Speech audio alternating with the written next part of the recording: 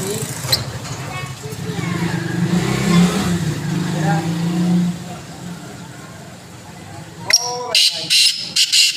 ਉਹ ਕਿਦਾਂ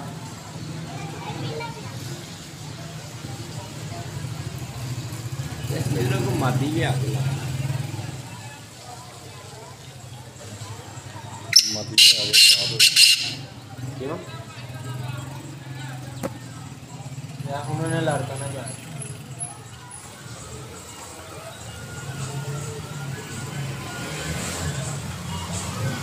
ਉਹ ਚੂਚੇ ਕਿਨੇ ਵੱਡੇ ਖੁੱਡੇ ਚ ਡਾਕਾ ਆ ਵੱਡੇ ਜੀ ਵੱਡੇ ਜੀ ਉਹ ਭਾਈ ਉਹ ਥੱਲੇ ਫੱਟੀ ਦੇ ਝੀਦਾ ਇੰਨੀ ਔਰ ਰਾਤੀ ਵੀ ਬਿੱਲੀ ਬੈਠੀ ਸੀ ਉਹਨੇ ਪੰਜਾਂ ਆਇਆ ਉਰੇ ਨੂੰ ਆ ਜਾਂਦੇ ਜਿਹਦੇ ਪੰਜੇ ਜਾ ਕੇ ਉਹਨੂੰ ਖਿੱਚ ਲੈਣਾ ਮੈਂ ਕਰੇਡ ਦੇ ਵਿੱਚ ਡੱਕ ਕੇ ਆ ਕਬੂਤਰ ਉਹਨੇ ਅੱਗੋਂ ਬੰਦ ਕਰ ਗਏ ਆ ਮੈਂ ਕਿਹਾ ਇਹਦਾ ਲੱਗ ਲਵੇ ਹੋਰ ਹੀਟ ਲੈ ਲੈਣ ਫੇਰ ਹੀ ਲੈਦਾ ਕਰਾਂ ਨਹੀਂ ਰਾਤੀ ਉਹ ਕਹਿੰਦਾ ਸੀਗਾ